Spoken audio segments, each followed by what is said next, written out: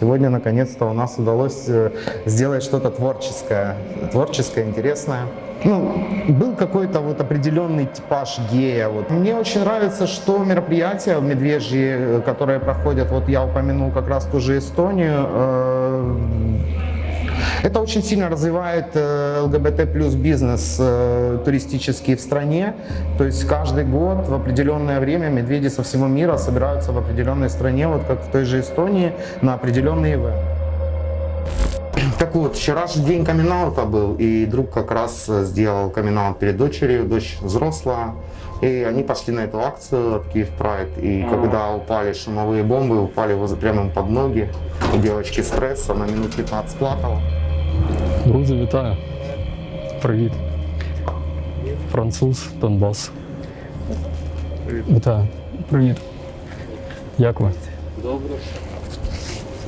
Нормально. Вже який день сьогодні? Який вже день?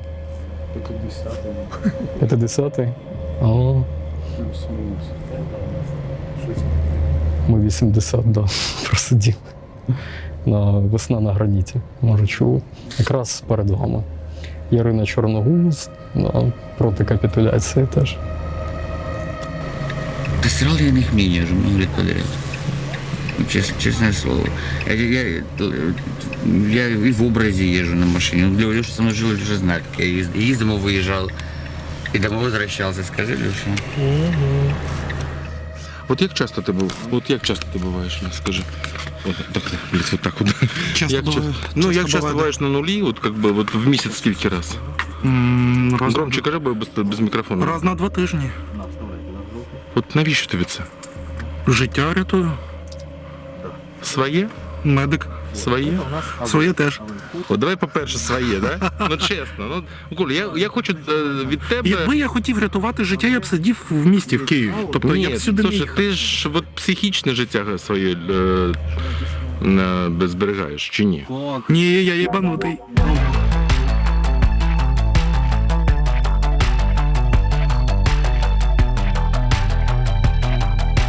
Хто почне? Я почну. Давай.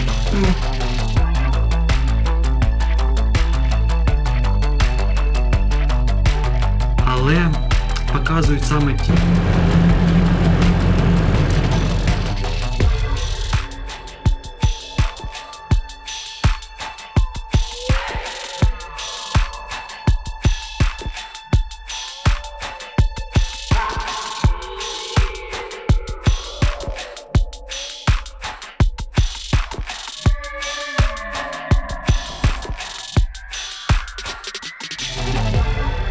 Будьмо гей. Діалоги про гідність. Ну, для мене це несподівано, і я цим пишаюся. У мене дуже багато друзів з ЛГБТ-спільноти, і дівчат, і хлопців, дуже багато. Тобто, може, сама я не є її частиною, але, як то кажуть російською, опосредована, я все ж таки також маю приналежність. І ми пішли на прайд, ми зробили тоді тематичні собі футболки. З одного боку, як хочу, таке дрочу, з іншого боку, тебе єбей. Ми могли так розвертатися і показувати. Це був фурор. Для всіх це дуже сподобалося. І мій хлопець, який тоді особливо не був занурений в цей мій активізм, взагалі в процеси, він, по-перше, побачив, яке ставлення у натовпу, що був на підходах до прайду було, що воно досить вороже. Він побачив, наскільки це важливо для людей, які були всередині. І це дійсно був такий дуже великий яскравий емоційний момент. На жаль, набагато легше в українському суспільстві продавати ідеї, які будуть пов'язані з неприйняттям будь-яких сексуальних меншин. Будьмо гей – це традиційний український тост, без якого не обходиться жодне святкування, будь то весілля чи іменини. Тост має значення – побажання здоров'я. І відповідь «Будьмо гей» як ствердження та сприйняття цього бажання. У сучасній Україні, коли до лексикона надійшло англійське слово «гей», сам вислів «будьмо гей» став використовуватися як злі жарти над представниками ЛГБТ-суспільства. Я думаю, что у вас в программе есть номера под любую тематику, можете подобрать. Здрасте. А что лица такие недовольные? Как с похмелья все. Один поездка. Мы только что ездили, нормально. Українською, будь ласка. Ти, до речі, дуже гарно розмовляєш українською в ефірі телеканалу, блядь, наш. Але в нас велика, багатонаціональна країна. І дуже добре, що ми можемо розмовляти і на русскому, і на українському. Зрозуміло. Сосите, девочки. Женщинам цветы, детям конфеты. По кружкам меня юзайте, я подпину. Треба бабки знайти для цього всього. А потім ми дивуємося, звідки гомофобія береться в країні. Да. У нас такі журналісти, військові, такі волонтери, ведемеді. А потім думаєш, да, звідки це все? Звідки цей хейт?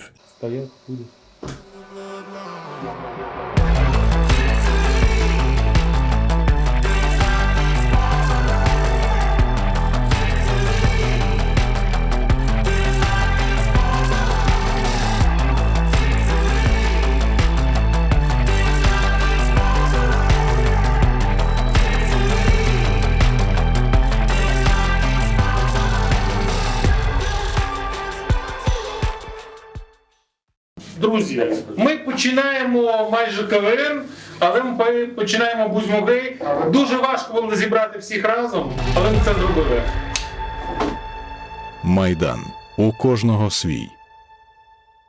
Я в 13-м году последний раз был в Луганске дома. Вот, и я помню, что мы отмечали день рождения друга в селе Геевка. Вот как забавно все получалось, да. Друг, кстати, он не в теме, и я помню, что в тот момент уже начались вот эти все ватные истерики, среди гостей очень много людей хотели жить в этой республике какую-то, которую они себе там придумали. И я там пьяный всем делал нервы и пел гимн Украины ночью в этой Геевке. А потом уже я читал, что Геевку забомбили. Как село называется? Это просто народная Вольный. Так. А вообще по паспорту Геевка у нас считается. Я принимал активное участие в Майдане в Харькове. Мы не дадим. Лучше есть и работать. У нас, кстати, Майдана не будет. В Харькове все было очень страшно, потому что нас было очень мало. То есть людей с проукраинской позицией было довольно мало. Нас собиралось там потолок 50 человек. Мы вот это с флагами пели гимн Украины на Шевченко и озирались по сторонам, как бы, потому что понимали, что нас могут в любой момент подбежать и начать бить. Вы сюда пришли с палкой, вы будете планируете кого-то бить, защищать от чего? Нет. Зачем вы взяли с собой? Просто сохраниться от этих западенцев. Не лезьте в наш город. Я з 13-го пам'ятаю, це те, що я жив в Дубаї, в розкошах, працював там, а потім звільнився на Майдан аж в лютому я приїхав, уже типу на сам гранд-фіналі. Ось. Ну і типу палив останню барикаду, потім там почалися розстріли. Але наше головне завдання зараз – це зберегти життя людей. В своїй голові це розклав дуже просто. Що от я приїду по Майдану, ми все закінчимо, як це трапилося під час помаранчевої революції, все буде супер. Приїхав сюди, записався в ряди самооборони, біля філармонії була наша барикада. Я збирав коктейлі Молотова, там де зараз музей Медуз, там туалет був. Ми там монтажили ці коктейлі Молотова, я бачив, як горів будинок профспілок. І ми палили цю останню барикаду. Ця барикада називалась барикада імені Бетховена, тому що вона біля філармонії, і вони поставили величезний портрет Бетховена на ній. А цю барикаду сконструювали після того випадку, як Український дім хотіли захопити там внутрішні війська, ВВшники там з Беркутом разом. І я ніс ці чергування. Для мене це було, в принципі, не так уже і складно, тому що я строкову службу проходив, я знав, що таке чергування, там і такі ж самі хлопці були, лишалися.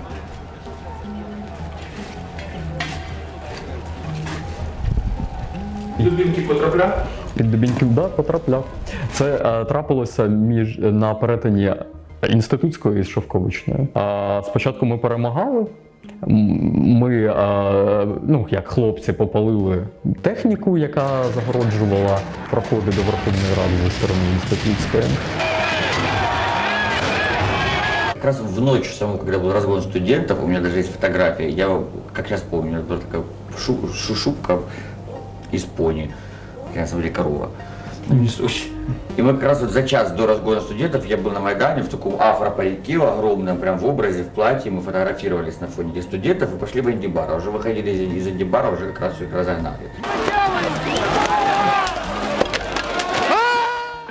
А в 6 утра у меня был уже самолет, и я улетел в Пекин на свой последний контракт в Китай и вернулся уже как раз таки, сорвался оттуда, когда у нас начались расстрелы. На тот момент уже 3 года как жил в Китае, и в принципе как бы меня все устраивало. И я, как сейчас помню, я только-только прилетел как раз, еще даже месяца не... У меня контракты были 6 месяцев, потом я прилетал домой на пару недель и обратно прилетал. Я только... Как травести... Да, ну как травести, Солис Кабаре, ну, в общем, там клубы, в которых я работал уже 3 года на тот момент. Все сидели в гримерке, я помню, сижу в гримерке, я прям, ну, когда уже начали стрелять, в день, когда были первые расстрелы. Я каждый день сижу, то есть, и она сказала такую фразу просто, блядь, как вы заебали нахуй украинцев, ну расстреляли бы нахуй уже всех, сука, одно и то же, переключайте. Ну вот такую какую-то фразу она сказала, когда как раз, а я сижу уже накрашенный, я реву, ну потому что людей убивают. И она сказала эту фразу, говорит, все, я завтра улетаю. И все, я разорвал контракт, забрал вещи, и через день я вернулся в Украину за свой счет. Все, що я пам'ятаю з Майдану, то як по мені ВВшники потопталися, ну лютеранський, тобто, блін, з тих самих пір якось все змазано було, я щось, блін. Шоковая терапия своего рода, кровь, события на Майдане. И я просто понял, что во мне все-таки открывается какая-то другая грань другого человека с каким-то, что ли, состраданием, с каким-то порывом, толчком к чему-то, чего мы можем добиться. Вот, и я чувствовал стремление, я ощущал, что я могу повлиять на ситуацию, помочь. Именно в саму гущу событий последний поход был, когда под администрацией президента был этот экскаватор. Потом я начал там появляться, но, скажем так, более осторожно, там, по обеспечению. До войны я на себя работал, был маленький, манюсенький бизнес. Я был вполне приличным айтишником. Я должен быть здесь. Ну, я знаю почему. Ты варил борщи? Да, варил как, дома кастрюли, даже, кстати, есть еще этот комплект кастрюль. И мы возили на Майдан еду, там, я ходил, я не был в столкновениях, ну, потому что из меня боец на тот момент, наверное, был не очень. Я помогал, чем мог. То есть... Фактично так само в мене вийшло з роботи. Бо по факту я забив на роботу, я просто майже не з'являвся на роботі. Спочатку це була їжа, чай, кава, все інше, потім все переросло до ліків, тобто як ми все завозили, то взагалі окрема історія, як ми завозили все аби оминути поліцію, ВВшників, тобто, ну, теж так сталося, що я втратив роботу саме через те, що був весь час зайнятий на Майдані.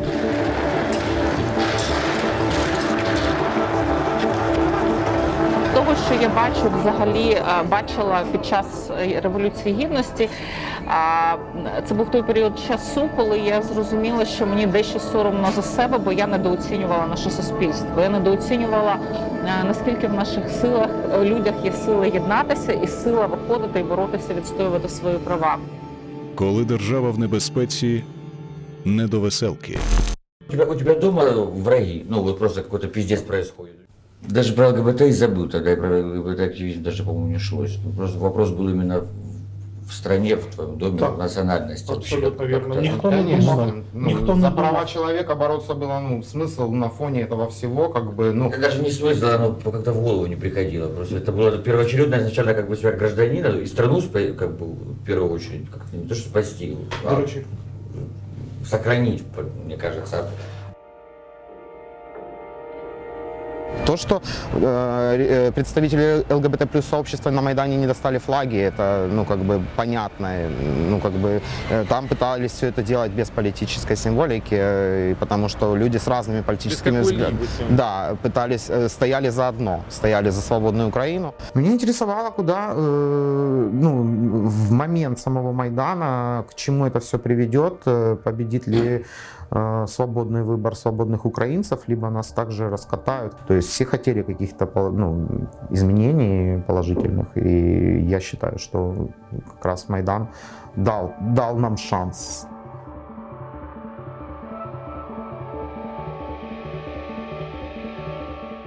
І розумієш, весь Майдан, весь Майдан, весь 2014 рік, я навіть не замислювався стосовно того, чи є там ЛГБТ, чи взагалі їх не було. Навіть думки такої не було. Ну, для меня это, по большому счету, огромнейшая трагедия, которая поменяла меня, поменяла много, да, вообще, в принципе, всех поменяла. И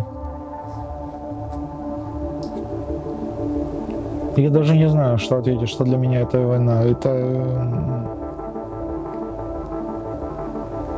кусок сплошного ужаса в моей жизни, но я просто минимально нормально себя чувствую, потому что понимаю, что, опять же, проделанная мною работа много чего изменила.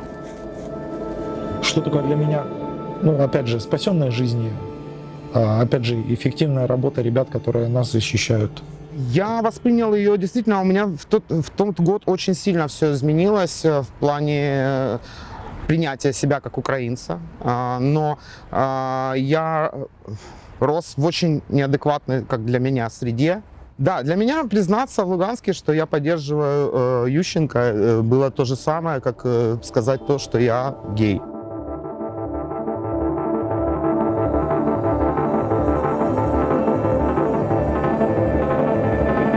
Насправді, от Євромайдан, Революція Гідності, вона нам просто вказала орієнтир, а кожен уже, залежно від своїх потреб, спирається на цей орієнтир і йде далі. Російський прапор – тригер несприйняття. У меня кейс был году в 16-м, наверное. Приехал человек, он немец, живет в Москве.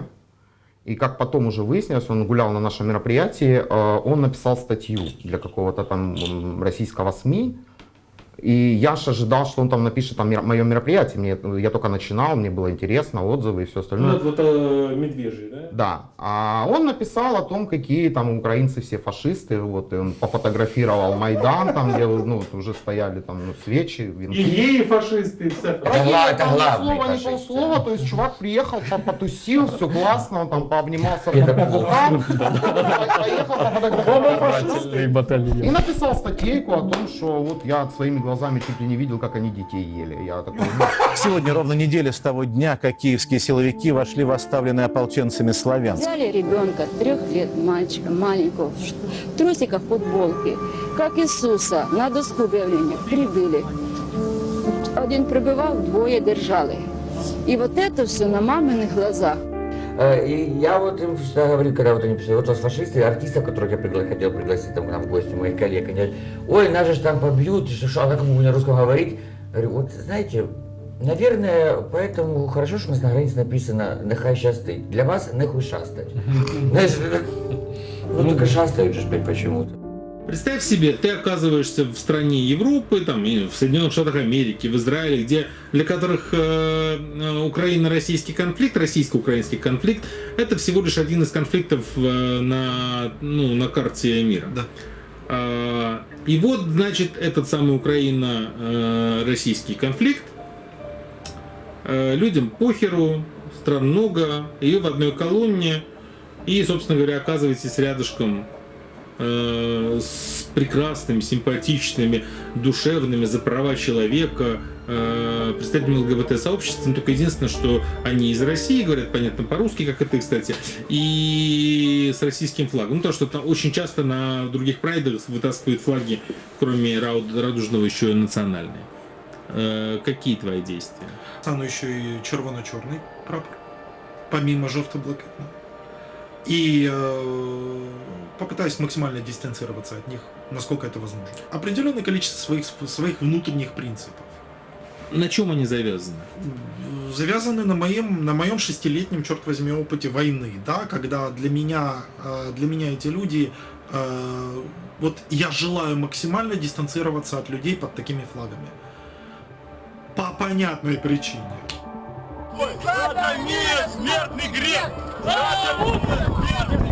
Все-таки украинский ЛГБТ как-то более...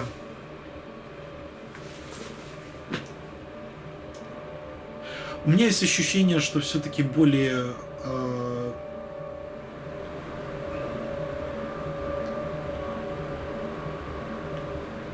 Я даже не знаю сформулировать как. Ну, скреп у нас нету точно. Вот то, что первое мне пришло в голову. У украинских ЛГБТ скреп в голове нету.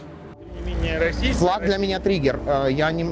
Мне он вызывает неприязнь. Да, вот ты стоишь, Я постараюсь, скорее всего, проигнорировать. То есть я не буду рефлексировать, я не буду выбиваться своего хорошего радужного прайд-настроения и рефлексировать сейчас на вот этих ребят, которые, скорее всего, тоже просто поддерживают прайд и вышли как бы показать, что их страна тоже представлена. Ну, И второй вопрос. для нас, не к сожалению. Из России это было понятно, как бы, когда я там встречался с людьми, как бы мне говорили. Дело в том, что такие проблемы, мне кажется, есть даже внутри вот максимально какой-то либеральной тусовки России, там, где те же ЛГБТ плюс активисты российские, они могут легко осуждать марши равенства в Украине. То есть для меня это вообще непонятно. Почему? Ну, потому что они как бы... Я вот здесь вообще не можу дати відповідь на цей вопрос. Мені здається, що російські гей-активісти, вони все-таки мають більше ризиків бути під впливом російської пропаганди. Мені так здається. От, і все-таки серед їхнього середовища частіше можна зустріти людей, які виступають проти, скажімо, Майдану, проти революції, які трапились тут в Україні, да, проти незалежності України. Тобто там це можна, в принципі, побачити. І мені здається, що російські гей-активісти будуть драйверами, да, в Росії зрушень якихось соціальних, тому що вони зацікавлені, вони мають природний інтерес у цьому. Я знаю багато людей з Росії, які переїхали сюди, я маю на увазі саме геїв, представників ЛГБТ-спільноти, які обрали для себе Україну.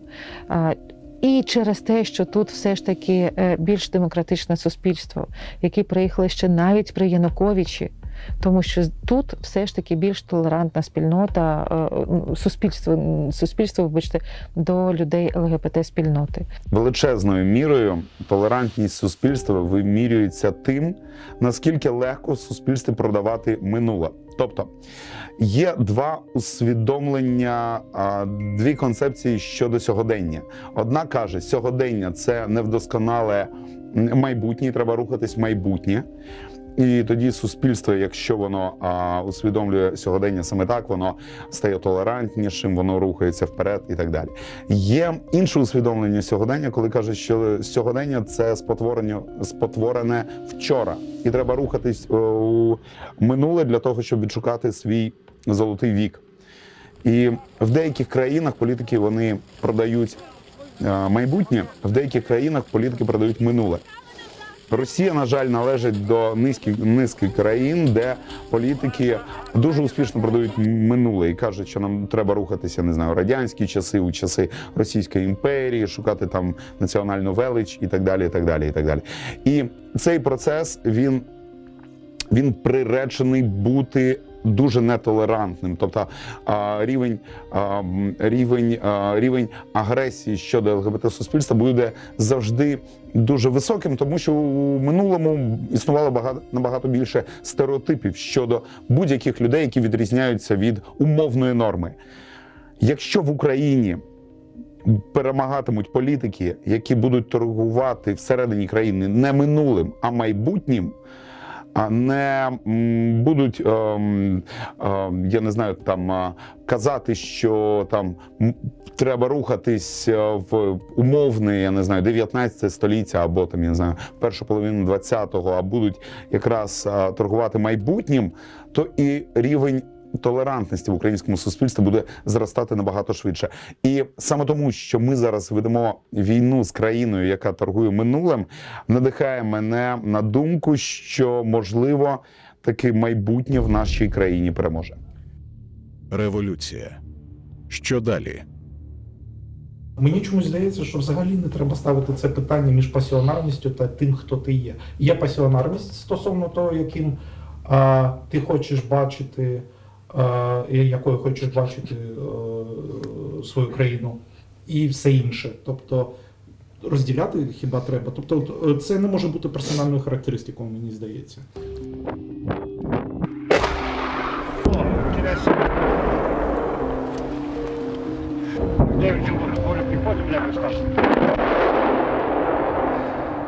В этот промежуток времени в Украине произошло вооруженное вторжение России, оккупация, да, то есть я не знаю, как любой другой какой-либо из другой страны гей себя поведет, каким образом. Мы сейчас отличаемся тем, что с нами это произошло, и часть этого сегмента людей начали что-то делать. То есть они волонтеры, они работают над теми же самыми... То есть с чего начать? Собирают деньги на какую-то технику для военных. Часть из них продолжают плесть потрясающие маскировочные сети и костюмы кикиморы защитные. То есть так или иначе достаточно немаленькая часть этих людей продолжает заниматься волонтерской деятельностью. Чи можливо було б ЛГБТК+, от на тому рівні, що мається зараз, без Революції Гідності? Ні. Чому? Однозначно. Чому? Без революції все було б хріново, дуже причому А хріново. може, якщо і не було б хріново, але могло б значно Оно было більше бы часу. иначе. Ні, Мы этого не узнаем никогда. Ну да. значно більше часу би це все Я займало. думаю, Да, продовжували. это согласен. Это было бы дольше. Це по-перше, або Не так, як зараз, там 4, наприклад, роки, а Нет, років мы несемся, 20-15. конечно, хорошо по сравнению с другими странами. Продолжали бы качать эту тему с пропагандой гомосексуализма. она Вот этот продолжается российский еще. вектор, вот этот вот. православ'я головного мозга, да, ця вся фігня. Ні, без Майдану це не могло би статися. Тому що до Майдану це взагалі була жесть. От бути геєм це було злочином. Тобто це було чимось таким страшним. Те, що трапилось після Майдану, да, ми прийняли європейські цінності. Я відчував небезпеку від суспільства. Тобто я розумів, наскільки воно архаїчне, патріархальне і небезпечне. Суспільство стало готовим до змін. Революція ніколи не приносить одномоментні результати. Да, за один день нічого не змінюється. Відкривається вікно змін. І от під час цього вікна змін ми стали частіше чути громадянські організації правозахисні, да, ЛГБТ, які почали говорити частіше на цю тему, говорити, що нічого страшного в цьому нема, говорити про права людини, про рівність.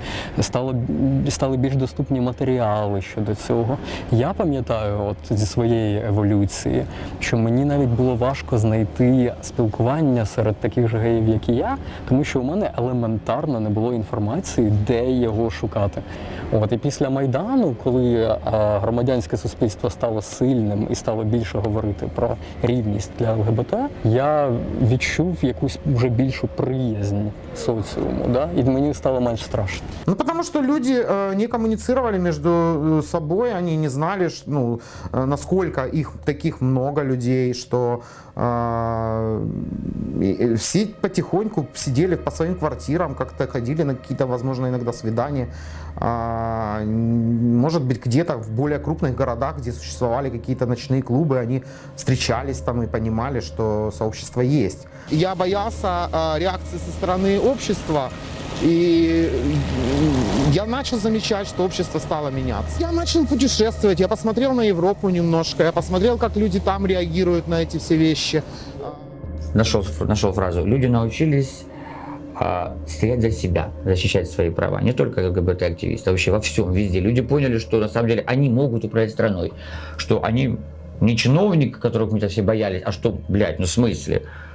Ты пиздишь денег, пошел нахер, мы тебе зеленка. То есть люди поняли, что они могут свою жизнь улучшать и менять. То же самое, кстати, и гей-активизма. Появился голос, и многие начали вылазить из шкафов.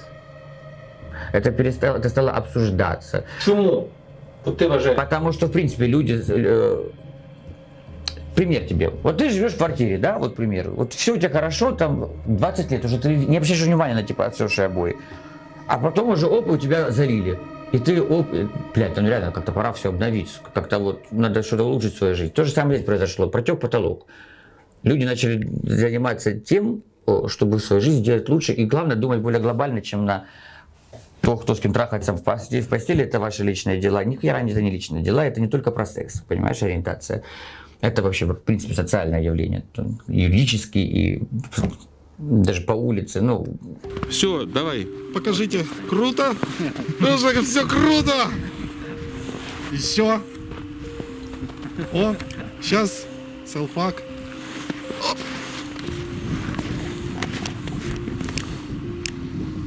Супер, спасибо. Бо, блін, ситуація в країні ніфіга собі. Війна. А мене звинувачують в тому, що я тут роблю зі своєю сракою, що хочу, блін. І не йду там захищати країну, ніхуя. Вибачте, але я щойно звідти, що ви мені розказуєте. Вверх, низ, лево, вправо. О, то вообще. Сейчас мы проверим, бо, блядь, эта дорога долгая. Ну, нахуй пиши. Так. А что ты без козырьков сделал? Потому что они все равно отламываются и ломаются. Только вот так вот, они ко мне приезжают. Не делаем, окей? Без козырьков. Ага, плюс. Вручную их не крутим. Значит, вручную их не крутим, стараемся не крутить. Их можно, желательно не трогать вручную. Сейчас я это кручу. Ну понятно. Да, почему? Потому что там шестерни, да, чтобы пасек не сорвать. Вот так, зашибись. Но если она запала где-то, да, то довернуть не можно. Нежно, красиво, аккуратно. Значит, на всякий случай предупреждаю. Если вы найдете 58-й, старую камеру, точно такую же, не подсоединяйте ее. Почему? Вот эта хуйня черная, а на той камере она серая. Они разные. То есть выглядят они одинаково, они разные. Понятно? Надо сразу, что бы ни произошло, вы меня сразу набираете, и я всегда на связи. Если я не на связи, значит я где-то занят. Предупредить. Батареи держать всегда заряженными, всегда в тепле и не ронять. Потому что они самые вылетающие. Самое слабое звено. Да, они стоят до хера, они тяжелые, и да, и если там кто-то кинул небрежно это вот, они вылетают. Принципиально их хватает на сезон, вот. Но у меня есть случаи, когда их хватает на 2 года. То есть если люди берегут и хранят... Нормально берегут. Да. Летом они будут по 10 часов работать, а когда холодно, они будут там 4-6. Да, я тебе рассказываю. Значит, 4 часа отработал, батарею поменял, сразу на зарядку поставил. Зимой. Потому что зимой они быстро разряжаются. Это если батареями работают. Произошло это в 2015 году, летом, когда произошел Киев Прайд на Болонской набережной, когда много ребят избили и пострадал полицейский. И, собственно говоря, я был очень удивлен аргументом оппонентов, которые вот были против этого всего.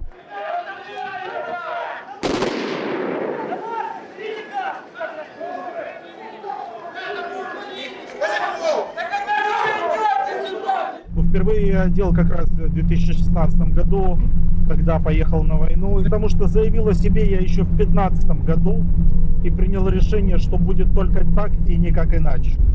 Странные, очень непонятные стереотипы у людей сидели в голове, они их озвучивали.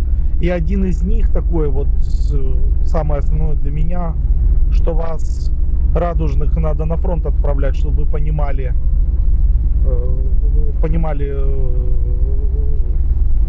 что к чему. Ну, собственно говоря, я в тот момент сделал камин-аут, я вышел и начал объяснять людям, что, ребята... Ну, через СМИ. Да, через СМИ, конечно, я говорю, ребята, на самом деле нас на фронте достаточно много. Но мы не бегаем там с радужными ленточками, то есть мы просто там делаем свое дело. Защищаем страну. И, естественно, там никто не будет об этом в открытую заявить. И я понял, что об этом должен буду заявить я.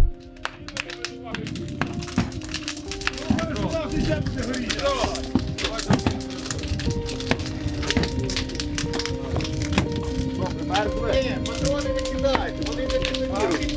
Патрони отак в ящики положить, вони як защитний бар'єр буде. А прапорщик нас наїбав, тому що в баню він казав, завтра підемо не сьогодні. От. І тут мені говорять, що, ну, блядь, типу, є така хуйня. Всякі праворадикали кажуть, що вас, геїв, типу, не було на війні. Такий фотограф Антон Шебетко створив виставку «Ми були тут». називалася ця виставка, де він відзняв з закритими обличчями геїв та лесбійок на фронті.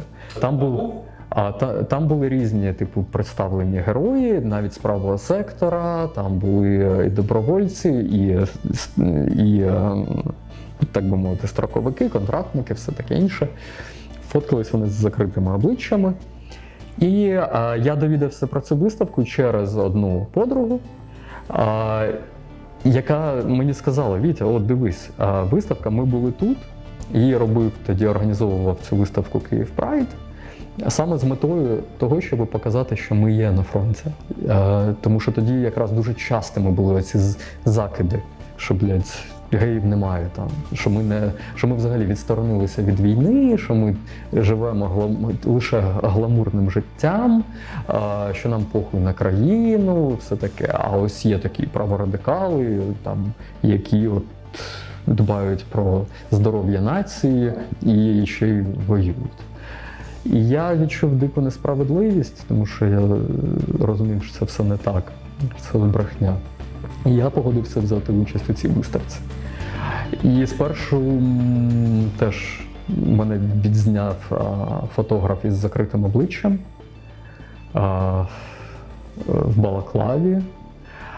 А потім вже під час цієї ж виставки він робив інтерв'ю зі мною, тому що він мав там в концепцію, ідею, щоб кожен із нас ще й розказував свою історію. Да, і там навіть в навушничках можна було слухати цю історію.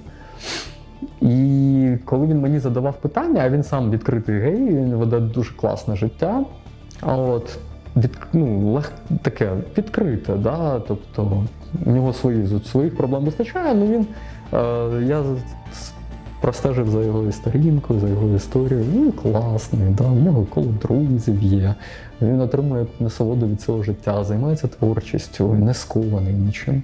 І тут він починає мені задавати питання. От приблизно такі, як ти мені задаєш. Да? А як ти проводиш дозвілля? А як там, в які клуби ти ходиш? Все таке. А я на той момент, щоб ти розумів, жодного разу не був в гей-клубі. Так, взагалі.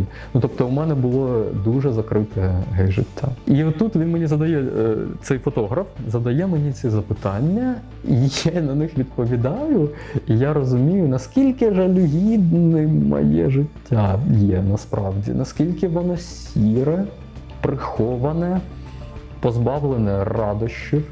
Я просто ніби зі сторони на нього подивився.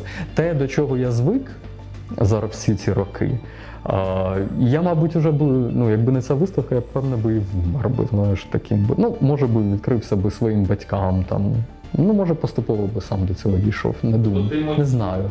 Але от мені здавалося, що моє життя, в принципі, ок.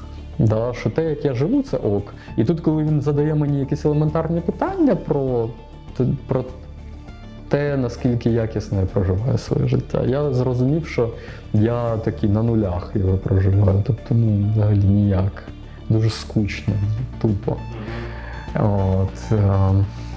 І що? Я такий тоді попросив його, щоб він зробив окрему фотку з відкритим обличчям. І плюс я розумів також, що по-перше, я на виставку прийшов із соціальною метою, щоб показати, що ми були тут, що геї на фронті є. І це було таке бінго-комбо, знаєш, типу, от вам, блядь, подивіться.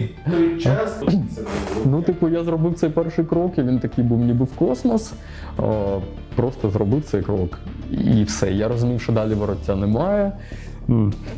Я відчував, що мені задушливо жити вже закритим у шафі. Це по-перше.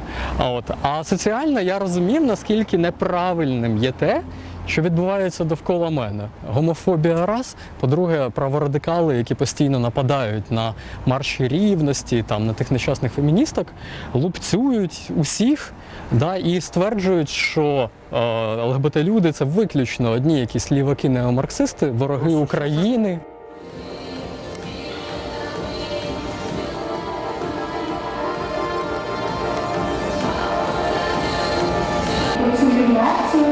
А де Грицюк?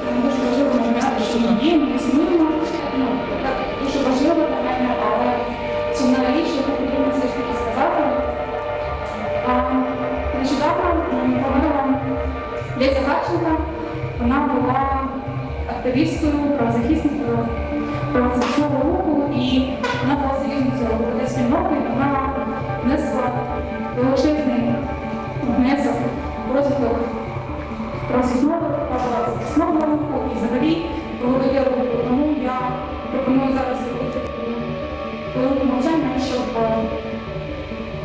зробити цей жест світлої пам'яті до нас.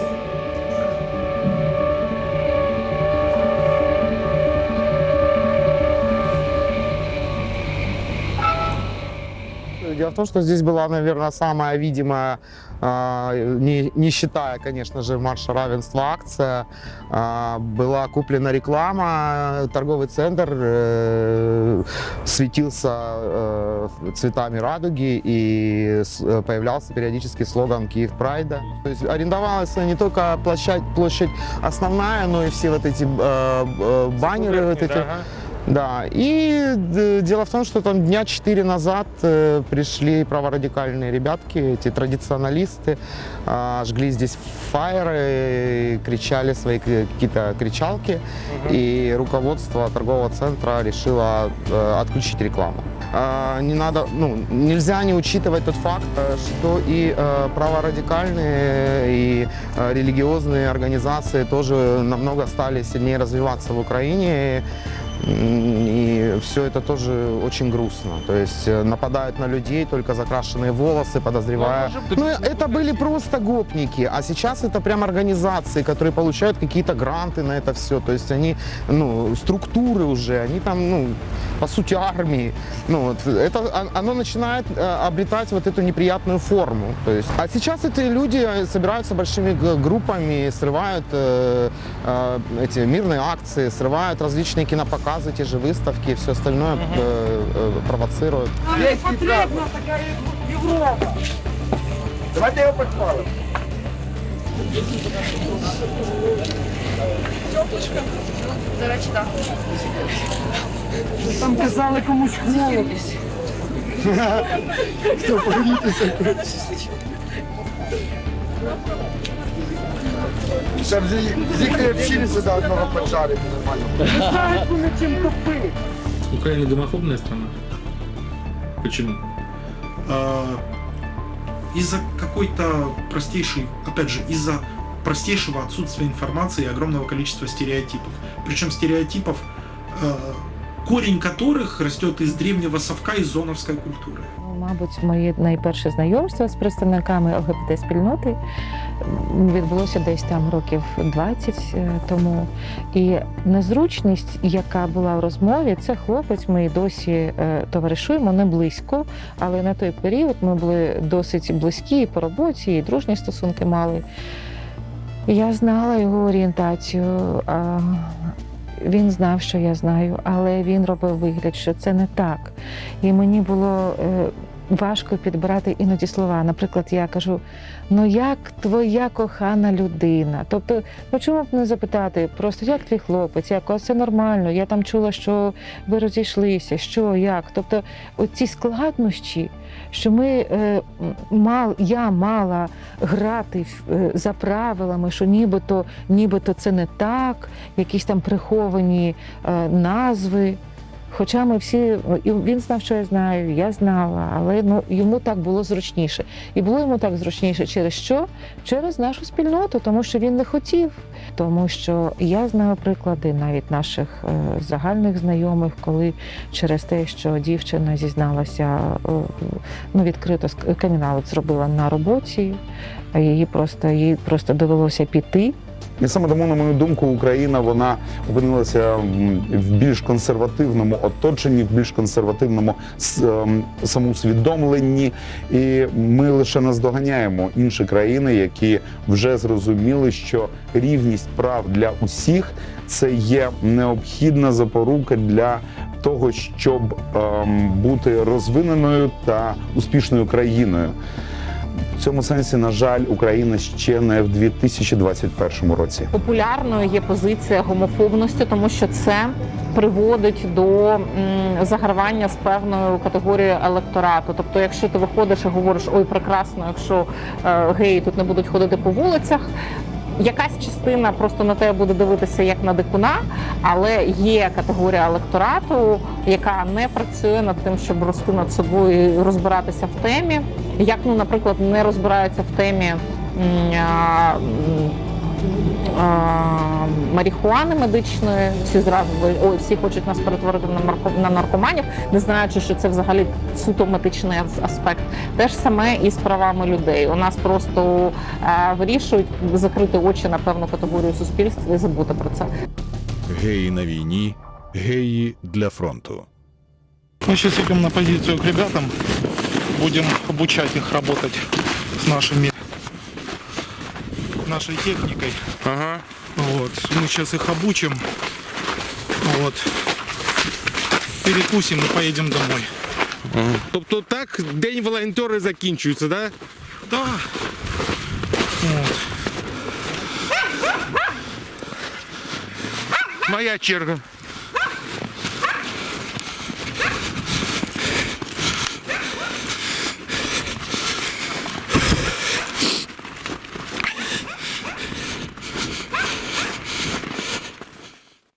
Знаете, просто война, которая сейчас идет на Донбассе, по большому счету, вот как она начиналась изначально, почему революция произошла, это была революция на всей страны, то есть абсолютно, то есть она была общая. Потом со временем, как все в нашей жизни, оно приелось, и люди стали привыкать к состоянию перманентного вот этого вот войны, хотя ничего же меньше не стало ни раненых, меньше не стал конфликт, территории только больше, по-моему, то теряем, то обратно возвращаем. Что там такое? Був. Хоть не сзади лепить.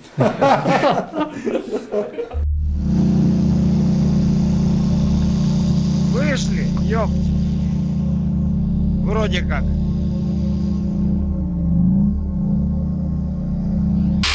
Чому я пішов воювати? Я вже говорив. Я відповідав. Ну так чому? Тому що я патріот, я не міг по-іншому. Я продовжував справу Майдану, я не міг сидіти осторонь тоді, коли на мою країну напали. Я подав першу анкету в добровольчий батальйон Донбас. А чому саме Донбас? Тому що він мирний самий, а не як. Тобто Донбас завжди себе позиціонував, у них навіть гасло таке було: Донбас – чесна сила. І вони дійсно такими і були. І вони були героїзованими. Як вони, ми, да? Потім вже. Мені поступив цей дзвінок, типу: Віктор Сергійович, можете, будь ласка, приїхати в Дніпропетровську область, тоді це ще був Дніпропетровська, табір імені Терешкової. Такий піонер там табір був, де тусувався батальйон Донбас, де збиралась друга його хвиля. Да. Я такий, і сказали: терміново треба приїхати. Я тоді подумав, недовго думав, тому що треба було дати відповідь тут і одразу. Я такий, я приїду. Кеглы по 3 штуки, огонь! А я хотів би додати, що я також можу сказати, що я був націоналістом на війні. І я вважаю, що кожен націоналіст зараз має бути на війні. Коли я повернувся з війни у цивільне життя, я себе називаю патріотом. Я патріот України, я сам притримуюся ідей ліберальних. Я не є якийсь там неомарксист, лівак, як це часто приплітають мені через мою гомосексуальність. Я дуже поважаю Степана Андрійовича Бандеру і читав його роботи. Можу цитувати, до речі, його роботи, збірку «Перспективи української революції». Це ж улюблене чтиво у свій час. І мене дуже обурюють ці люди, які себе називають націоналістами, ці молоді бугаї, які зараз втікають від військкоматів, ховаються по всіляким парамілітарним якимось угрупуванням, які нападають на в тому числі ЛГБТ-спільноту, але не пішли на війну. Я їх не бачив ні в 2014 році, в якому я приєднався до лав української армії добровольцем, ні в 2015-му, ні в 2016-му, коли демобілізувався. По нам. Тихо. Работает вражеская артиллерия. У меня есть группа, там, где медведи и те, кому нравятся медведи. Да, он медведь, маленький. Я не медведь, я чейзер, мне нравятся медведи, чейзер. Не матюкайся в кадре. И я закинул идею, говорю, ребят, давайте, может быть, скинемся и отправим какие-то посылки с чем-то полезным. Решил устроить небольшую благотворительную акцию в поддержку защитников и защитниц на востоке Украины. Я кинул клич в социальных сетях, что я собираю деньги на собрать хотел купить термокружки, кофе и отправить это все ребятам и девчонкам на фронт.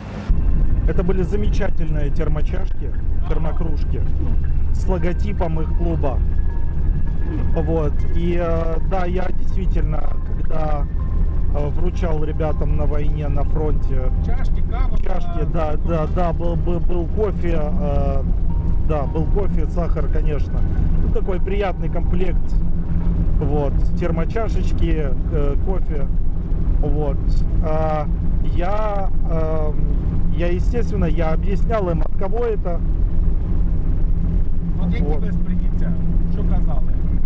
Я не скажу, что был негатив. Нет, негатива не было. Некоторые ребята неоднозначно реагировали, но... Неоднозначно, то есть... Что, серьезно? Они вот такие? Они прям беспокоятся? Я говорю, ну, конечно, беспокоятся.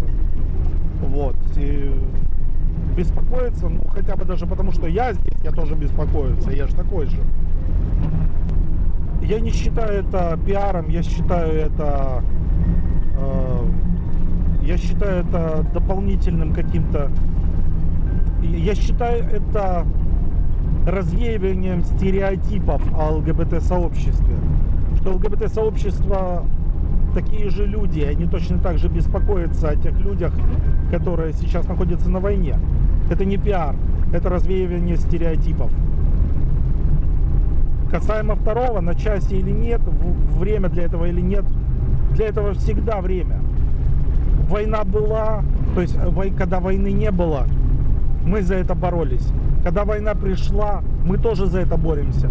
Мы боролись за это уже, мы боремся за это уже много лет. При войне это было или нет. Война не является фактором какого-то пиара. Просто так получилось, что открылся целый сегмент ветеранов. ЛГБТ-ветеранов, людей, которые воевали на фронте, либо там волонтеров фронтовых. Мы когда тоже от платформы Королев возили в госпиталь посылку, здесь еще обязательно нужно будет указать, потому что люди, которые, грубо говоря, жертвовали, ну, кто не знает эту историю, мы собирали деньги на платформу на марш-авиас, они остались, мы потом их потратили на госпиталь. Люди, которые пересылали, они должны знать, куда пошли их деньги. Ну, то есть, как минимум. Мы собирали деньги изначально на платформу Королев, когда был марш. Потом у нас остались деньги лишние. И мы с нашими всеми ребятами, активистами, просто деньги собирали всем миром на платформу. Платформы не было, деньги остались. И мы думали, куда эти деньги направить, ну почему им лежать. И все решили, что мы направим на военный госпиталь. Честно говоря, я против просто отправлять их там на армию, на вооружение. Я пацифист. А на лечение пацанов мы решили, что это будет правильно, потому что когда только началась революция в 14-м, все там на патриотизме, деньги все страны собирали, а со временем как-то все притупилось. Только нихуя, блядь, война-то не закончилась, и проблемы только увеличиваются. Но у людей все, оно все сгладилось, ну да, война, мы уже с ней привыкли, и забыли немножко о том, что как бы проблемы-то есть.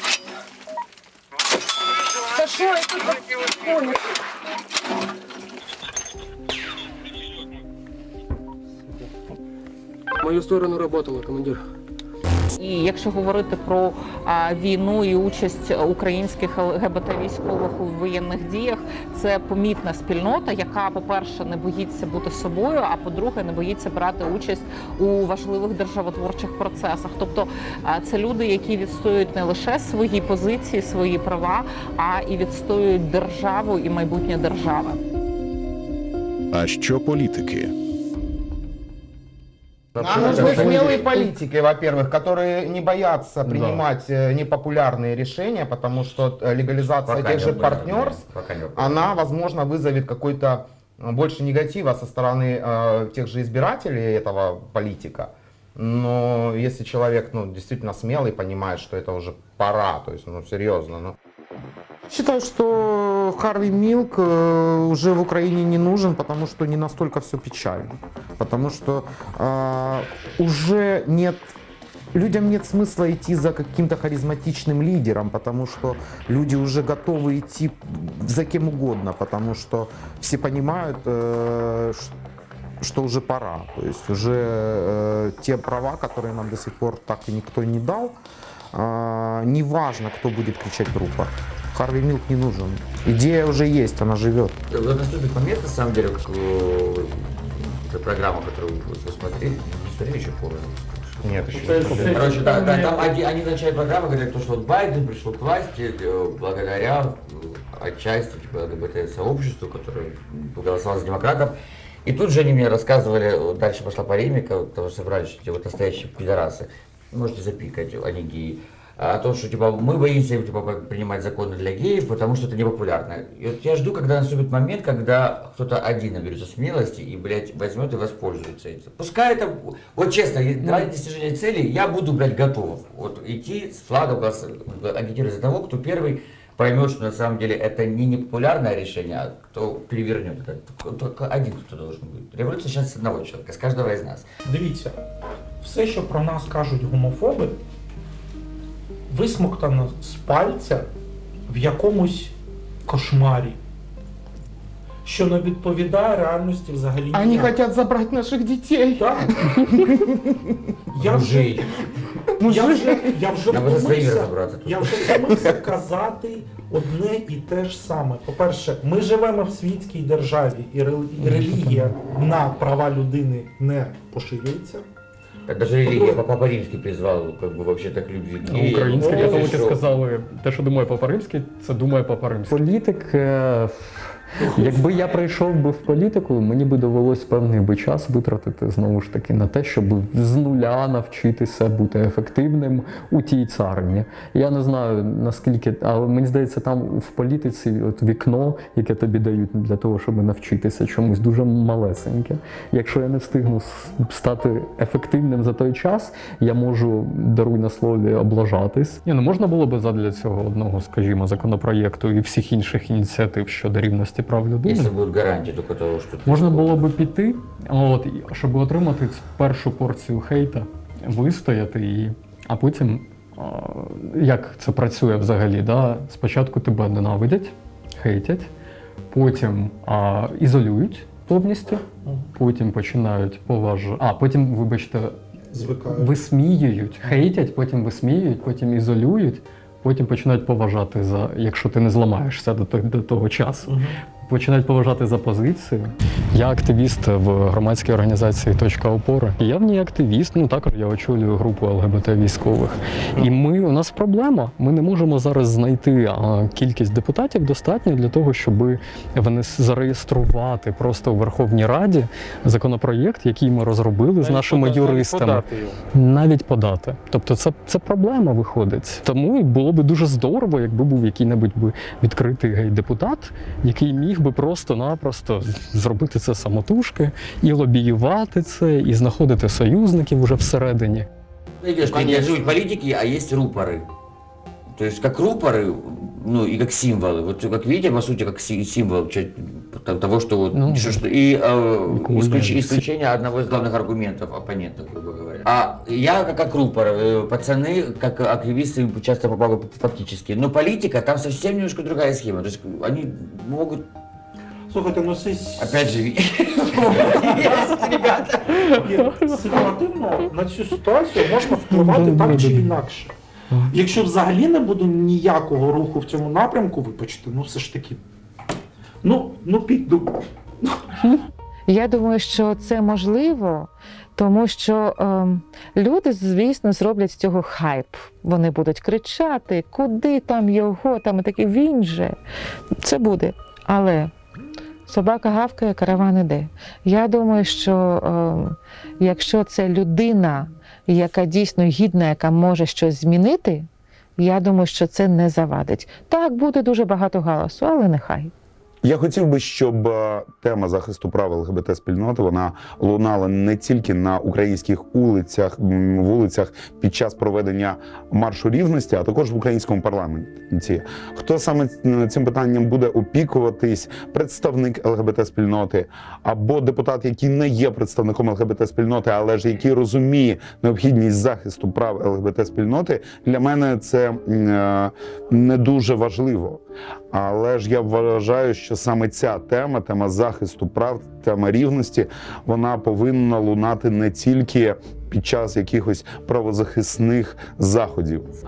Мені здається, що, по-перше, у них хибне розуміння того, що впливає на настрої електорату, тому що достатньо нормально говорити з електоратом і таким чином пояснювати ті чи інші явища, і здобувати підтримку насправді. Тому що мені здається, що якщо позиціонувати себе як людину, що відстоює права людей, незалежно від їхньої приналежності, сексуальної, расової, релігійної і так далі, то це тільки буде сприяти тому, щоб отримувати додаткові бонуси у своїй електоральній боротьбі. Що змінилося? Опять же, мы же их научили говорить не смерть пидорам, они уже орут нам на маршах смерть ЛГБТ, вот пускай еще и К+ добавят. Это все возможно. Зміни колосальні зараз в українському суспільстві. Уже не пидоры, а ЛГБТ. Уже хорошо. Ну, смерть ЛГБТ, Есть очень классный свежий кейс по этому вопросу по поводу, как изменилось сообщество. Я разместил в ТикТок видео с Сашей последнее. И я читаю комментарии, я все комментарии читаю. Давай не будем говорить последнее, давай будем говорить крайнее. 90% положительных. То есть встречается, естественно, грязь, но в основном вот, один грязный комментарий и под ним там пара сотен позитивных, где они объясняют этому человеку довольно даже в такой приличной форме, что он не прав.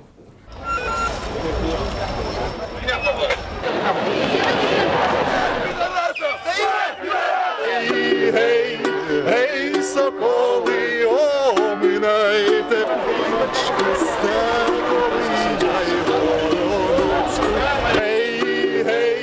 Гей, соколи, оминайте голи ліси доли, дзинь, дзинь, дзинь, дзвіночку, мій степовий, дзинь, дзинь, дзинь. Жаль, замок. У меня остался укулеле.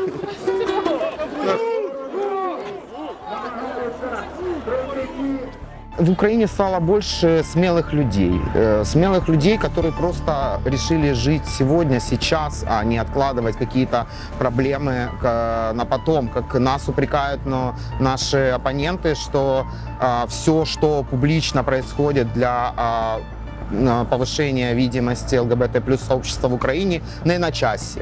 Ну почему не на часе? А когда жить? Ну, ребятки, серьезно, мы же тоже все это видим, мы тоже понимаем. Є побиття, да, ЛГБТ людей. Навіть напали на Василя Давиденка. Це гей-військовий, який після мене зробив камін-аут свій в 5, на секундочку. І благо, що громадянське суспільство України, журналісти, активісти дуже різко засудили цей напад. Тобто ця новина про цей напад настільки вибухнула, вона облетіла всі медіа, що більше вона фактично і не повторювалася. Тобто більше таких випадків з ЛГБТ-військовими саме не повторювалося. Але з іншими представниками нашого суспільства це трапляється раз по раз. Історії дуже жахливі. Я в любом случае стал смелее после 2014 года, то есть я поборол много разных страхов, которые даже не были частью какой-то ЛГБТ плюс жизни. 2014 год, наверное, дал мне какой-то толчок, что я смелее могу говорить о своей семье где-то с незнакомыми людьми. То есть на каких-то мероприятиях или так далее, когда мне задают вопрос о моем каком-то семейном статусе, либо вот эти вот неприятные вопросы, а девушка у тебя есть, вот это вот, мне стало проще говорить, что у меня есть парень и у меня есть семья. Оборачивались по улицам, смотрели, тыкали пальцем, могли даже что-то крикнуть, что сейчас они могут обратить внимание, но постесняются что-то крикнуть, они могут прошептать что-то другое. Ну, то есть это уже, ну это опять же, я не показатель, знаешь, слава богу, не все ходят с перьями на голове, как у меня сейчас я себе сделал. И люди, когда уже, ну, откровенной агрессии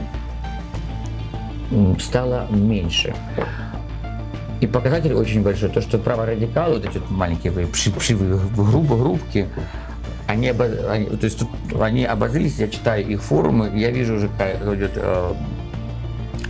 отдача по комментариям, они потому злятся и они активизируются, потому что у общества нет уже такой поддержки праворадикальных таких взглядов. Гомофобия, что ли?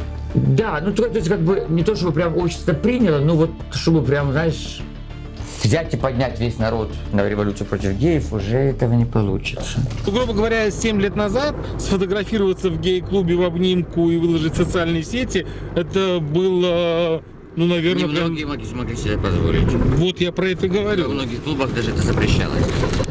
Они не осознают этого, но есть большой плюс, у них уже в мышлении изначально как бы дискриминация по поводу ориентации, она изначально заложена как что-то, как атовизм. То есть, ну... В чем это выражается? Я вот, не знаю, говорил тебе или другу в каком-то интервью, как моя племянница, когда меня спросила, ей 15 лет уже сейчас, уже почти 16, а почему, типа, против вас люди выходят? Ну, потому что вот мы за вот, другие. Ну, хорошо, вы другие, а почему так они на вас орут? Почему они не агрессивны? У них уже в мышлении это атовизм, не понятие самого факта. А насчет истории, они не хотят, ну, вот изучать. Я своих заставляю, говорю, пишу список фильмов, которые нужно пересмотреть. Я их учу историю, потому что... Ну, сейчас посмотрим, как ты их строишь. Я не думаю, что это можно будет снимать. Мне же бить разрешили. Разрешили, да? Тебе, то есть тебе сказали, можешь... После рождения. Ой. Привет. Прошедший. Я тут полтюрика ждал, да.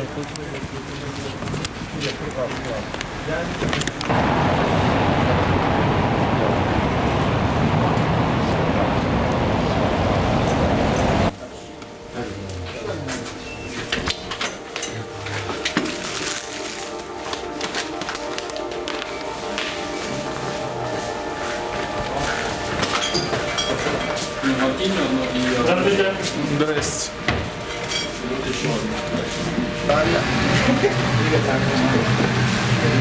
Здрасте. Здрасте. На, это чемодан. Как раз такой потом хороший. Я не знаю, чей, Саш, я разбирал и положил вот так на все столы. Если все разбирал. Вот это вот, если тебе не надо, я кидаю туда. Что именно не Ну вот все, что у тебя на столах.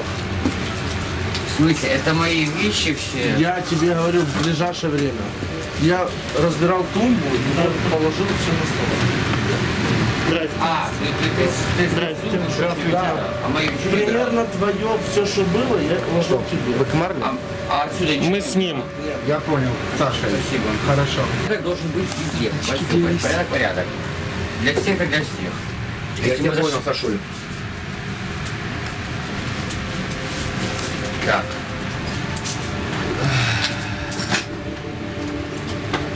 Вы начали поговорить. Да, поговорим. Сейчас только размещусь, блядь, время. Вот часы идут. Как видят, да? Труды моего рукоблудия на карантине. Где? Часы? Я времени. А что, мы ждать будем? Недоделанное. Кто бы говорит, та переделанная. Что переделанное? Что переделанное, я спрашиваю? Адель. Не сказал, что я недоделанная, у меня тоже переделанная. Как повернется. Витамины попей, хорошие немецкие. Масечка, попробуй. Масечка, можно не На, только пока она надо, чтобы ты бы первый. Давай. Я сейчас несколько слоев делал. Хорошо, давай. Пока у меня подсыхает мой верхний слой.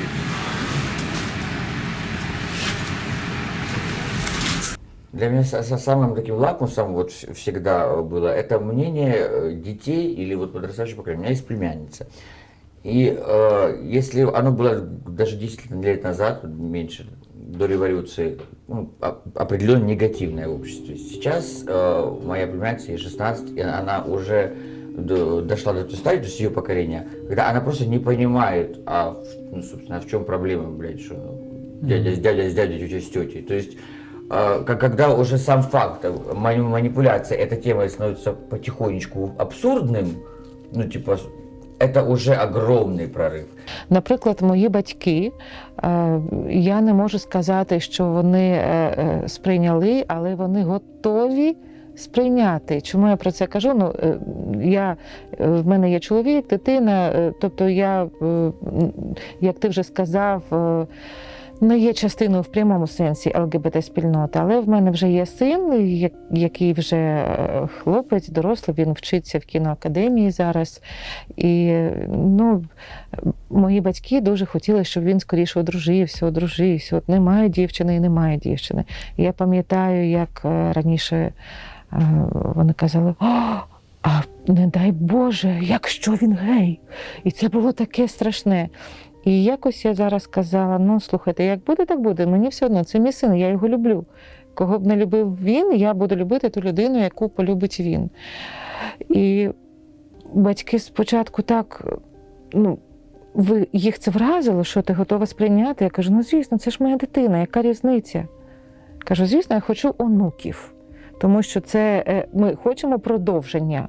Але кажу, перш за все, я хочу, щоб він був щасливий, щоб він був з тією людиною, з якою йому комфортно, яку він кохає, яка його кохає.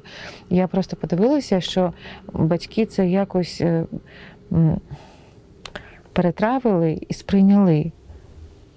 Тобто навіть люди більш старшого покоління, вони вже готові сприймати ті цінності, які раніше їм здавалося, ну, взагалі несприятними. Революція Гідності і російське вторгнення, воно величезною мірою позбавило нас стереотипів, що можна рухатись в майбутнє разом з Росією. Ми зараз опинилися в ситуації, коли ми повинні відрізнятися від країни, яка веде проти нас війну. Коли ми опинилися в ситуації, коли в нас немає інших союзників, окрім Заходу. І саме тому ми повинні успадковувати саме західні цінності, які дуже відрізняються від консервативних цінностей Російської Федерації. І саме тому ця війна, це вторгнення, Революція Гідності, вони відкрили вікно можливостей для того, щоб Україна почала обговорювати ті проблеми, від яких вона намагалася заплющувати очі впродовж двох, якнайменш, останніх десятиліть. Я думаю, що взагалі ми пройшли дуже такий стрімкий шлях еволюції, еволюція дуже близько, тому що, знову ж таки, у нас з'явилося чергове нагадування про те, що якщо ми самі не візьмемо свою долю в руки, ми не зможемо нічого досягнути. Немає інших, хто візьме за нас відповідальність. Відповідальність беремо ми самі за себе. І цю відповідальність, на прикладі гомосексуальної спільноти, я бачу, зокрема, у активізмі і у діях на підтримку того, що відбувається, у тому, що військові йдуть на схід і захищають Україну, і потім після цього не бояться розповісти про свій досвід і зробити його публічним. Прості бажання. Spotykamy się pod administracją prezydenta Ukrainy, ulica Bankowa w Kijowie. Będziemy właśnie rozmawiać z uczestnikami protestu przeciwko uznaniu Donieckiej i Ługańskiej Republik Ludowych za strony konfliktu w Donbasie. Z nami teraz jest Wiktor. Доброго дня. Доброго дня. Скажіть, з якою метою ви сюди прийшли? Я прийшов підтримати тут свою подругу, посестру Ярину Чорногуз, а також підтримати її вимоги, які у нас викладені ось там. все-таки не допустили того, що цих винних у вбивстві звільнили з-під варти, так? Чи їх звільнили? Під домашнім арештом, але типу він не без права виїзду. Ну, там, в браслетах цих електронних. Угу. І поліція їх охороняє на вулиці, крім всього іншого. Ну, типу, тепер бояться точно, щоб вони не втекли, тому що буде тоді кіпіш великий, таких там охороняють. Ну так, да, звичайно.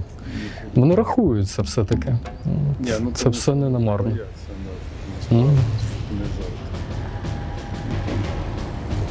Занадто серйозний розголос все це не було.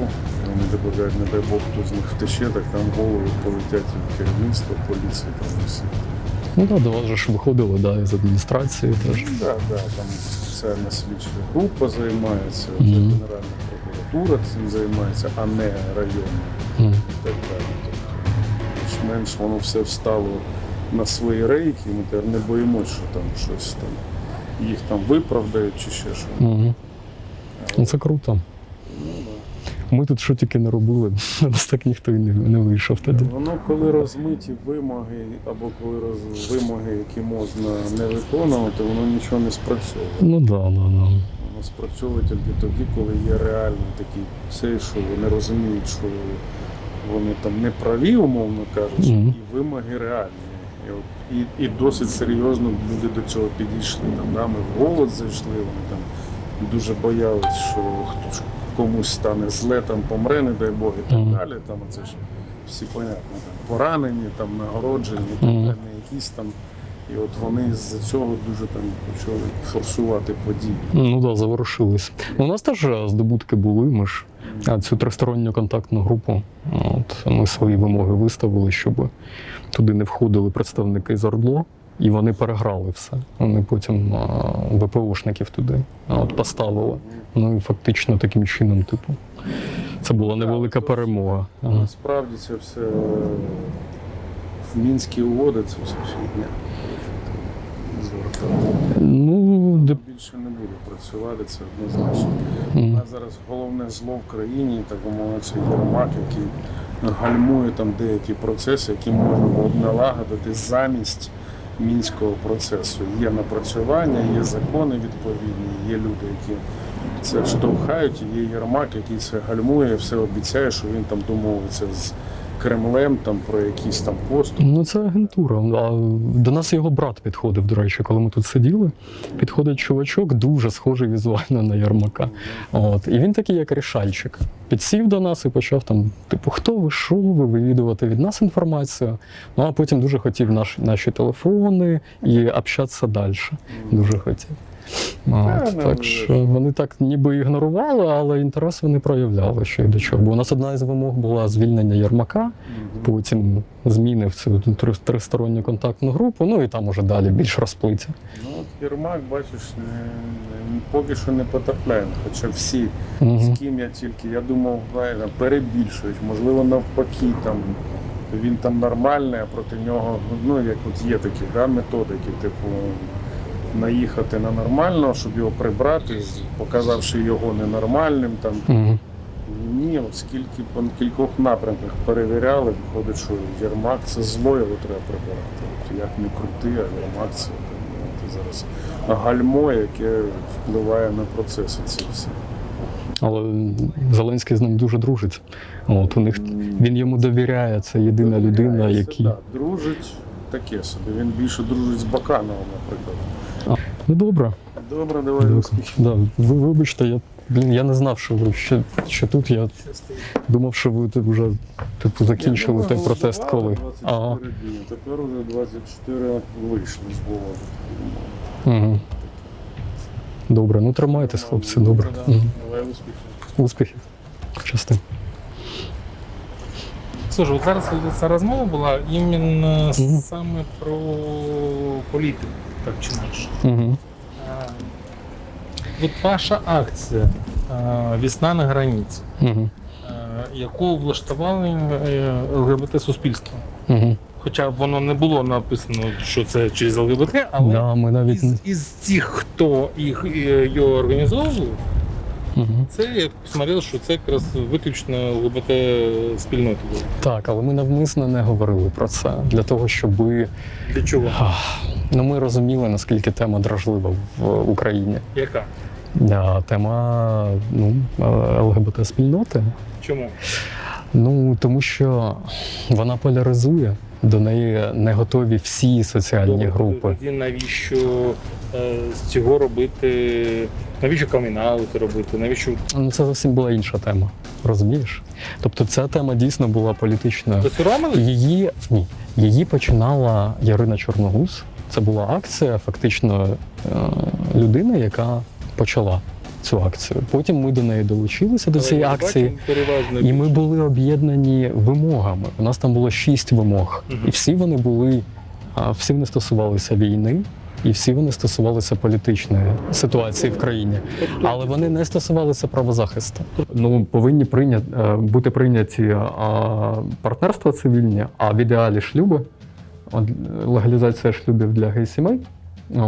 А по-друге, криміналізація злочинів на ґрунті гомофобії. Я хочу, щоб до геїв було таке ставлення, як до звичайних гетеросексуальних людей. Ну, тобто, щоб ця тема взагалі не стояла. Щоб у нас тут проходили гей-прайди, в яких хлопці проходили б в червоних, трусах, у чому нас постійно звинувачують, да? Що ви хочете ходити в красних трусах одних там по Хрещатику.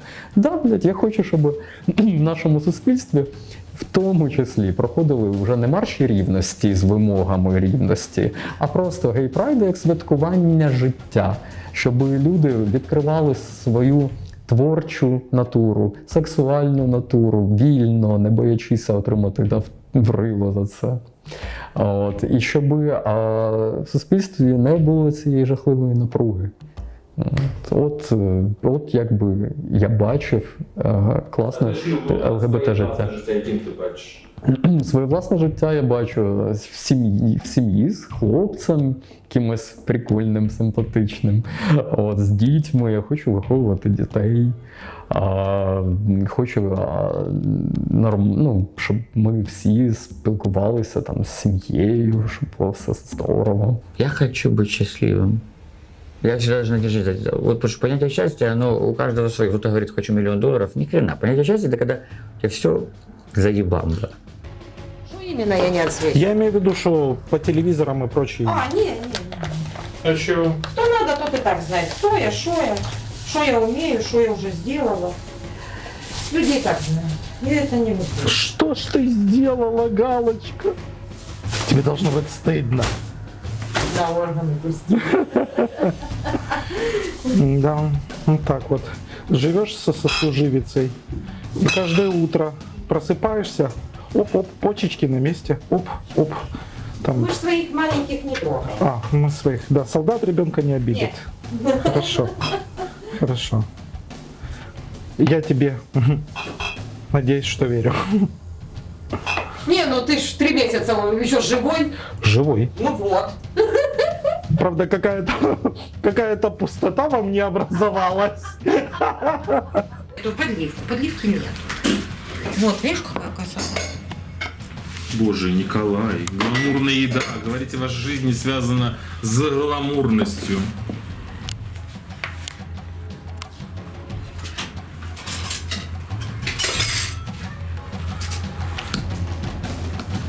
Будку завали и хряпай. Да я в итоге хотел просто увидеть страну с будущим. Нас с будущим. Каким? Страну с будущим. Да, адекватным, нормальным, европейским каким-то государством, ну, как минимум, с главенствующим правом. Да? То есть мы не какое-то среднестатистическое стадо подконтрольное, мы люди с правами. Я этого хотел, я за это вышел на Майдан. Я вышел на Майдан за то, чтобы в итоге мы превратились в нормальное европейское государство с главенством права. Вы знаете, я просто никогда не занималась. Я же еще раз говорю, пока в стране война, я-то замужем. Ну так это не значит, что я буду ряженая бегать как курочка по всему Неважно, миру. ты же можешь выйти замуж? Я могу выйти замуж. Ну так и он тихо, спокойно может выйти замуж. Как? Он провокатор. Ага, так а чего то лазить по вот это ряженым, как придурки? Так я не могу выйти замуж. Я не могу выйти замуж. Ты вот так походишь, ты сразу выйдешь замуж? Ну, это видимость проблемы. Нет, ну хорошо, ты походил, вы все выходили замуж, поженились, сразу решили все ваши проблемы. Ну, большинство из них. З приводу партнерства, я думаю, що можливо і 5-8 років. Але якщо говорити про глибші права, ну я думаю, до 20 років. На жаль, ми йдемо цей шлях. Поки що повільно. Я не знаю, наскільки ми будемо сильно еволюціонувати, тому що ніщо неможливо передбачити. Якби ти мені ставив це запитання 10 років тому, то я взагалі б не цікавилася цією темою, скоріше за все, і сказала, та я не знаю. А потім сталася революція гідності і еволюційні шляхи. Еволюційний шлях українця, він став швидшим набагато, ну, для багатьох українців, я розумію, що не для всіх. Тому, можливо, будуть ще якісь події, які будуть нас підштовхувати вперед. Плюс, чим більше ми розвиваємося, тим швидше ми проходимо певний шлях розвитку. На якомусь етапі ми не дуже швидко розвивалися, і тому можна було закласти довший шлях. Зараз я поки що обережно говорю про те, що через 20 років, скоріше за все, ця проблема буде для нас дивовижною, і ми будемо на це обертатися з якимось відчуттям нерозуміння суспільства, в якому живемо зараз. Але це поки що такий от мій обережний прогноз. На мою думку, це буде залежати від багатьох факторів. Це буде залежати від рівня політичної дискусії всередині країни, від тиску західних партнерів. Я сподіваюся, що, можливо, років за 20. Але я хочу звернути увагу на дуже важливу тему. Коли будь-яка проблема, вона опиняється у колі повсякденного обговорення, це означає, що найближчим часом, ну там, я не знаю, впродовж десятиліття, 2 десятиліть, вона буде вирішена на користь тієї меншини, яка потребує прав. Я хочу, щоб воно було свободним, щоб воно було вільним, щоб праворадикали не заважали вільно дихати, висловлюватися і відстоювати свої права. Яким буде, я думаю, що все ж таки буде вільніше жити. Ну, я сподіваюся, що через 10 років у нас вже будуть законні шлюби. І я сподіваюся, що вже буде закон, щоб можна було усиновлювати діточок у нас, тому що, на жаль, дуже багато у нас дітей, які потребують родини. Гідність – це. Гідність – це те, за що ми вмирали на Майдані і на війні. Тобто для України гідність – це свобода людини, свобода країни, у якій людина живе. Свобода, воля і повага. Це треба взагалі зрозуміти, що гідність починається з якогось мінімального, з якоїсь мінімальної освіти, так? Не, ну, действительно, вопрос очень сложный. То есть, ну, по поводу гордости, достоинства. Ну, мне кажется, на этот вопрос каждый может ответить по-разному. Очень сложный вопрос, на самом деле. Ну, для меня, наверное, это все началось, опять же, с уважения самого себя, и когда я перестал стыдиться себя вот, в некоторых моментах, и когда я уже устал молчать. Вот, и мне хотелось говорить, и я перестал изображать из себя кого-то третьего. То есть я стал собой, и мне стало проще, комфортно самому быть тем человеком. Я оказался классным. Красавчик. Сашенька. Если прям коротко, то гідність – це не боятися бути собою справжнім. Ну, если вот мне потом, вот так вот это могу сформулировать. Потому что мы настоящие, по большому счету, вот, если так вдуматься, с каждым даже гомофобом, если говорить, они все понимают прекрасно наши проблемы, если скажем, в отдельности. И они все понимают абсурдность их действий. Каждый, даже если с каждым россиянином переговорить, они, даже большинство из них, именно людей, не политиков, они понимают, в чем вся беда. Не большинство, але... Не большинство. Да, але є там реально частина тверезомислячих людей. Если с каждым разговариваешь. Ну, в принципі. Це як і з гомофобами багатьма, до речі. Поки особисто не поговориш. Вот не бояться быть честным с собой. Вот, мне кажется, это гидность. Когда ты честен с собой, ты понимаешь, насколько ты ценишь свою зону комфорта, и так же самое начинаешь ценить зону комфорта всех остальных и их взгляды, соответственно, исходя из этого. Ну скажи, что заметил, блядь, смотри вон. Я заметил оранжевую кошку. Ну покажи, блядь. Вот, блядь!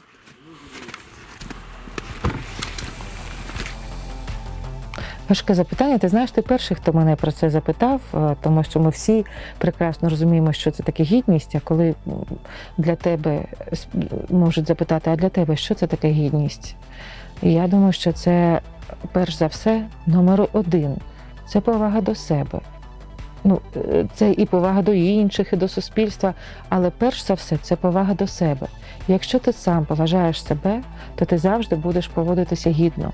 Гідність – це не порушувати кордони інших, але ж вміти захищати свої власні. Постскриптум. Опять же, тоже к теме детей. Вот, Саша, меня тоже зацепила эта тема. В 2019 году в Харькове прошел первый прайд. На следующий день я иду в метро, передо мной идут 3 девочки, школьницы, видно, там лет по 10 им.